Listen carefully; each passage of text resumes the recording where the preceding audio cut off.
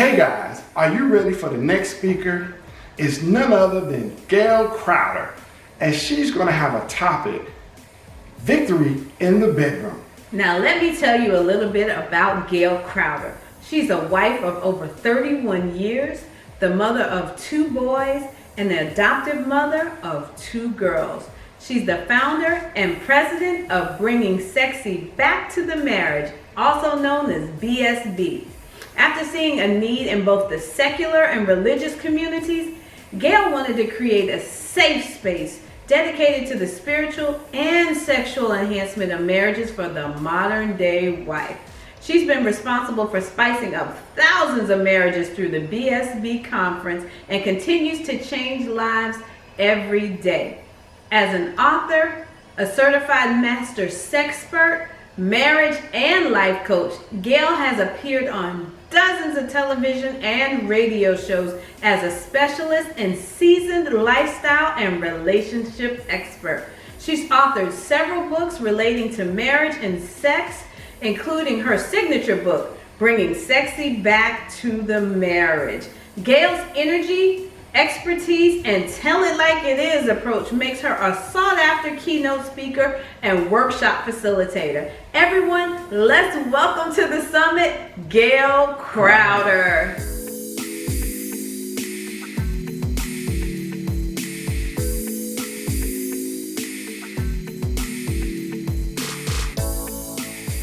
Hello. This is your girl, Gail Crowder, and I am so excited to come to you guys and talk to you about victory in your bedroom. I am known as the one sexy wife around the world, and I am so excited to be a part of this amazing virtual conference. And as you guys know, so many people struggle when it comes to having amazing sex, and God has literally put me on this path to be an oracle for the body of Christ, that you can have amazing sex because he made sex and he said it was oh so good. And so tonight I'm going to really talk to you about victory in the bedroom.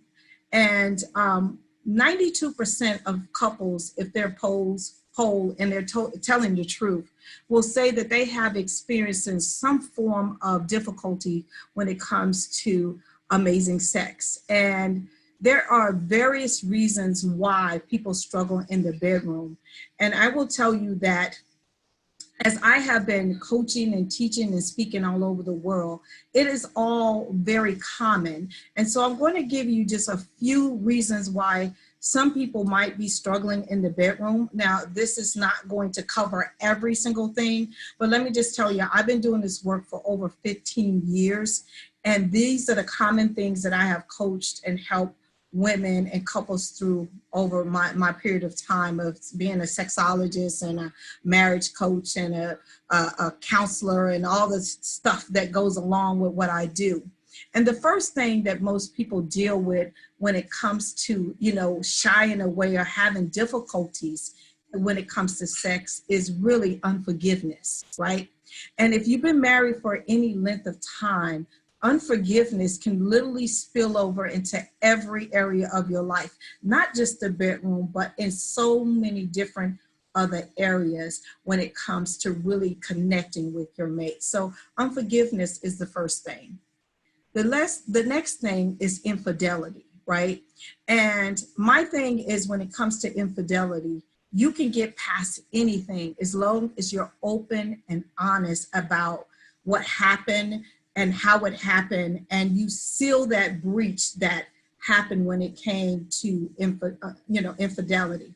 And infidelity used to be a devastating thing, but nowadays, and I'm not saying that it's not devastating nowadays, but you can really learn to move past infidelity and get into a much better space where you love each other more, trust each other more, and confide in each other more. And so infidelity is the second thing.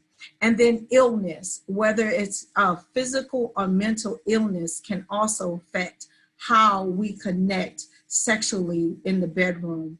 And you know, there are a lot of things that go on, especially with women, where as we age, we go through menopause, and we have, you know, hormone changes. We have so many things that go on with our body. So the physical side of it could be one of the things that's challenging when it comes to the bedroom. But also on the flip side, men also go through a male menopause as well. So they have hormone drops, and they get into a situation where they, you know, have a lower libido as well. But again, it can be all addressed. All of these things can be addressed. Now, with the mental part of it, if there's been hurt and you're walking in unforgiveness, and if there's been infidelity, there's some things that you can do as well. And I believe I'm a huge, huge component of counseling, right? Because counseling can literally help you get to a point where you can put a period behind whatever happened to you and move forward. And I'm talking about the things that can happen outside of the bedroom in order for us to be able to go into the bedroom and achieve victory when it comes to amazing intimacy, amazing love, and amazing sex. And that's the ultimate goal for God and your marriage. Okay. The next thing, it could be trauma, right? Trauma, undealt with trauma. And a lot of women, you know, have dealt with trauma with their bodies, as, you know, growing up as girls and as women, because we're vulnerable as, you know, young people. And if you are dealing with unresolved trauma, that can carry over into your bedroom. Even if you think that you've dealt with it, sometimes it can be a hindrance when it comes to really being vulnerable and giving your body to someone else, especially if it's been violated. And that can also happen on the male side as well. So I'm not trying to be one-sided, but you know, women's trauma happens a lot more frequently when it comes to men, but it can happen in a male's lifetime as well. The other thing is stress. Undealt with stress can be so impactful on a marital bed, and it comes in so many different forms. And what, you know, in the sensation that we're in right now with COVID-19, unemployment, Black Lives Matter, all of these different things that are going on in our world can add so much undue stress on the family, on you, on our bodies, that it could literally make you stray away and not want to engage in sex. So stress. And so you can deal with stress in so many different ways, and that's a whole nother teaching. But if you are feeling that you're so stressed out and you can pinpoint this is the reason why you're having a hard time inside of the bedroom, please get yourself some help and whatever, because stress can lead to so many other different things that can physically and mentally impact you for years to come. Also, a lack of communication. Communication is the key to every single thing in this life, right? The good, the bad, the ugly. Communication literally can change every single thing that you have going on in your life, right? Especially when it comes to your marital bed. And you need to learn to communicate your needs, your wants, and your desires, and be okay with and being vulnerable in front of your spouse when it comes to your intimacy. And the last thing is physical changes. As we age, our body is going to change. You know, it just is. You can keep it, you know, you can exercise, you can diet, you can, you know, eat all the right things. You can, you know, do all of these different surgeries and all of these different kind of things, but the body will change, right? And you have to learn to embrace where you are, whether it's your husband who's gaining weight or losing weight, whether it's you that's gaining weight or losing weight, however that works, you've got to embrace that your body is constantly changing, okay? And so I want to go into really how to have victory in the bedroom. And I want to give you some tools and strategies that's going to help you along in this journey. And like I said, the things that I just talked about, or the things that I have been able to help people identify that is hindering them from enjoying and receiving pleasure when it comes to sex in the bedroom. But again, your story might be totally different. I'm just giving you the top ones that I know that can hinder and keep you on that path from receiving pleasure. Number one is you need to really learn to talk about the problem, right? Not just one of you going to the spouse, but both of you having an open and honest dialogue about how you're feeling about your marital bed, right? It has to be two people, and it has to be two willing people that are willing to meet in the middle to say, you know what, I am in it to win it, and I want both of us to give and to receive pleasure. Let's figure out how to fix it, right? Because again, if you are walking in unforgiveness, you need to learn to say, I'm sorry, you know, or the other person needs to say, I'm sorry. You need to be able to pinpoint what it is that is keeping you from engaging on a regular basis. And so it has to be an open dialogue. And you have to be able to, like I say, literally get naked in order to get naked. And so many people really struggle with this because they're like, I don't want to be bringing up the past. Well, if you're still harboring the past, that is keeping you from giving your spouse the fullness, the full essence of who you are, spirit, mind, and body, right? So make sure that when you guys come to a place, and do not do it inside your bedroom, do this outside of your bedroom and say, this is what I'm feeling. This is how I'm feeling. This is what I'm not getting. This is how I think you can give me what I'm looking for. Always go to your spouse with the problem and somewhat of a solution. Just don't go and throw out all the problems and not have some way to make them help you resolve that problem. I hope I'm making sense. Number two, take time for sex. Take time to have sex. Prepare for it. Just like we prepare amazing dinners, just like we prepare for amazing vacations, just like we prepare to go to work, just like we prepare, you know, whatever we do on a daily, weekly, monthly basis, you need to prepare your body to receive pleasure. And I can't explain it to you any more simpler. So many of us are like just in a rush, and it's not pleasurable. It becomes a job. It's like, oh my God, like I just can't, because I have 1,000 other things that I need to accomplish, 1,000 other things that I have on my mind, all of these different kind of things. You need to carve out time to give and to receive pleasure. Put on the candles, put on the music, put on the lingerie, take a shower, do whatever you need to do in order to receive and give pleasure. I just can't say that enough, because again, the body needs to really enjoy sex because it's good for you. It is literally good physically, mentally, and spiritually for you. God created it, and he said it was oh so good, right? And when I'm saying prepare for it, there are 4 phases of pleasure, right? And it's called the sexual response cycle. And the first thing is the excitement of it, right? Not being that you're dreading it, but the excitement of it. So that's phase 1. Phase 2 is the arousal. That's when the body is prepared to receive pleasure, right? The blood is flowing. The heart is beating, right? The juices are going to the vaginal area and to the penis. All of this is going on. And so that is the arousal phase of it, right? And I really want people to realize that your body needs to go through all 4 phases in order for you to be fulfilled. The third phase is orgasm, right?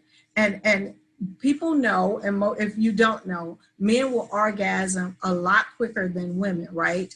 And so as a woman, we need to be in tune with our bodies in order to slow the sexual response cycle down for you guys to kind of be on the same page. Now, we all know that men are like microwaves and women are like ovens, right? But you can get in a space where it's a give and take thing, right? If you slow him down in order for you to enjoy the excitement of your body anticipating what's about to happen, you get your body into the arousal state, which most people call foreplay, right? And get the juices flowing and the heart pumping and the heavy breathing and the touching and the kissing and all of those kind of things, right? And then you get to the thing where you orgasm. And that is something that a lot of women especially find hard to achieve. And the reason why we find it hard to achieve, because we have not learned to empty our minds from all the stuff that is going on throughout our day, right? And this is the part that we miss out on the most. And this is the reason why we find it very hard to continue to want to have sex, because we walk away feeling unfulfilled, right? And so I really want you to focus in, and that's the reason why number 2 is truly prepare for sex. You got to prepare for it, because you want to empty your mind and you want to get excited about the anticipation, right? Because you've already had the conversation outside of the bedroom. You've already said, you know, I forgive you. You went through all the stuff, whatever that is, you dealt with that outside of the bedroom, right? And so you want to get excited about having sex, right? And then you want to get to the arousal stage, right? Where the, you know, everything is happening. It is like, oh my God, I just can't wait. And then you get to the orgasmic stage. This is good for the body, right? This is good for the body. It lowers blood pressure. It keeps the vessels dilated. It does a lot for you to orgasm on a regular basis. And then you want to come to resolution. Resolution is the 4th stage of the sexual response cycle. And this is where what we consider in my industry coming back to normal. This is when your body has came off a high, and this is where true intimacy kicks in. True intimacy kicks in the resolution stage, because at this time you're holding each other, right? Your body and your heartbeat is probably in rhythmic. It's beating as one, right? You're holding each other. You're tired. You're probably sweating, but your breathing is becoming back to normal. And let me just tell you, if you get in the rhythm with your partner and with your spouse to go through the sexual response cycle on a regular basis, I'm telling you, it will be nothing like having sex. And it will help you not only inside of the bedroom, but outside of the bedroom, because that's where intimacy will start to kick in. Because again, you're gonna want to get inside the bedroom to repeat that cycle, okay? Number 3, stop comparing your sex life to back then, right? I get a lot of couples that come to me, well, back then we used to swing from the ceilings. Back then we used to do X, Y, Z. Back then we used to whatever. Back then is over. Let's look at here and now and be in the present. Your body has changed. Your experiences have changed, right? Your needs, your wants and desires have changed. So I say, stay in the present and make the present the best that it can be, right? You know, put that back on the back burner, right? What you used to do in your 20s and your 30s or whatever, right? Wherever you are right now. But put that on the back burner. Yes, that was fun. Yes, that's what we used to do back then, right? And not saying that you can't incorporate some of the fun things that you used to do back then, but it might have to be modified. You don't know where you are in the menopause stage for a woman or a man. You don't know if he's dealing with erectile dysfunction, you're dealing with vaginal dryness. You might have to introduce some lubricants and some other things that you didn't have to worry about back then. So that's the reason why I say leave that on the back burner and focus in on the present, because that's what's most important. What is happening here and now, and how can we make the best of this right now? Number 4, start focusing more on intimacy instead of the sexual act. And most people clump intimacy and sex all in the same pot. It's not. Intimacy is allowing somebody in your personal space, is allowing to see all of you, the good, the bad, and the ugly, right? And the reason why I started this teaching off by saying some of the reasons why people struggle, in the bedroom is because they haven't taken care of the things outside of the bedroom. It's because intimacy is one of the most important things, especially for a woman. We need physical touch. We need affirmations. We need to hear we're beautiful. We need to hear that we're sexy. We need to hear all of those things. A man needs to hear that he's respected, that he's a king, that he's the head of the household, that he's a great provider, that he's all of these things, that he's your knight in shining armor. All of these things have to do with intimacy, right? It has to do with intimacy. And you need to learn to cultivate intimacy on a day-to-day basis. I always say, try to outdo your spouse, not financially and be in competition, but try to outdo them as just showing them love and kindness, right? And also add some fun into those things. Add some fun into those things, because so many marriages, again, are under stress right now that we forget to have fun. We forget to laugh. We forget that this too shall pass. And so add intimacy, focus more on intimacy instead of the sexual act. And I guarantee you, if you focus in on being one and showing love and doing the small things and giving those compliments and giving those affirmations and building one another up, it's going to translate into your bedroom much easier. It really is going to translate into your bedroom much easier. And again, intimacy has nothing to do with the sexual act. But I will tell you this: if you focus in on intimacy and you allow yourself to be vulnerable and you allow yourself to go back to where, when you seen him, you were like, oh my God, like, oh, he was just the cat's meow, and she was the brick house that you couldn't just let go. I'm telling you, on my age, I'm talking about brick houses and stuff like that. But if you get to that point, I guarantee you it's going to translate, and it's going to heal, and it's going to move you into the stage where you can have amazing sex on a regular basis. Number 5, get to know each other's bodies, right? Again, you might have learned each other's bodies back then, right? But what are you allowing yourself to learn new about your spouse right now, right? Because some of us have kids, all this stuff that went on with our bodies. Our bodies have changed, and we need to explore them more often now than we did back then, because we need to realize that physical touch is healing. Physical touch is sexy. Physical touch can lead you to all your erogenous zones. And I tell couples that if you're struggling, really learn your erogenous zones and play a game and figure them out. You can make it into a game, figure it out and say, listen, I want you to touch me from the top of my head to the soles of my feet. And when you get a reaction, make note of that. But we're not going to have sex. We're going to play this game, and I'm going to do it to you, and I want you to do it to me, right?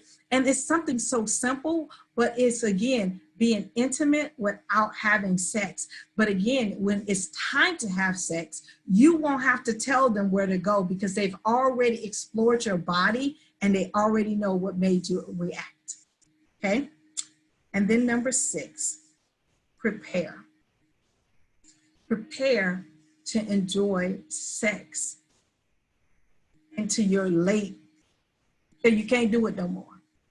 And how do you prepare your body for that? First of all, you have to understand your own body, how you respond, what your needs want, what your wants. You have to become the navigation system to it, because again, we're forever changing all the time. Your body is not the same. Even though it might look the same, you might look at your pictures and say, I look the same as I did once. Your body has changed. And you have to learn to prepare for the changes. You also have to learn that your body is a spirit and it needs to be nurtured. And again, I always tell couples to invite God into their marital bed. I'm not saying play church music while you're having sex. That is not sexy. What I'm saying is, if you are struggling, or your spouse is struggling with erectile dysfunction, you're struggling with vaginal dryness, menopause, any of the things that can cause a breach when you can't have intercourse, ask God to allow your body to line up with his will, right? Ask God to keep you healthy, spirit, mind, and body, because that is one of the most important things. And I will tell you, when I began to pray over my body, because I have had some challenges, with menopause, and, I had a hysterectomy, all of these different things that have went on just in a short period of time with my particular body. I had to ask God to align my body back up to his will so I can receive and give pleasure. And so what I'm asking you to do is invite God and begin to pray over your marital bed on a daily basis, and ask him to allow you to experience sex the way he created it. If you ask God to allow you to experience spiritual sex, it is absolutely nothing like it. And I ask God to align my body, to align Gilbert's body as one. And when you get in sync with your spouse and you're able to experience spiritual sex, it is mind blowing. I'm just telling you, it is really mind blowing. So I began to pray over my body. I began to pray over Gilbert's body, which was nothing wrong with his body, but I began to say, God, meet us in our marital bed. Heal us from the hurts that we have both put each other through. Heal our bodies, heal our minds, heal us from the inside out. And let it be a manifestation of our love and our intimacy as we began to walk through this whole entire thing called marriage, right? And so if you're struggling in having victory in your bedroom, my prayer is that you're able to implement and to use some of these tools and strategies to really bring harmony back into the bedroom, because it is the will of God that you experience amazing sex within the confines of marriage. And so again, I thank you so much for listening in. My name is Gail Crowder, and it's been a pleasure pouring into you guys. And if you want more information about mind-blowing spiritual sex, please visit my website at gailcrowder.com. And again, thank you so much for allowing me to be a part of this amazing virtual conference.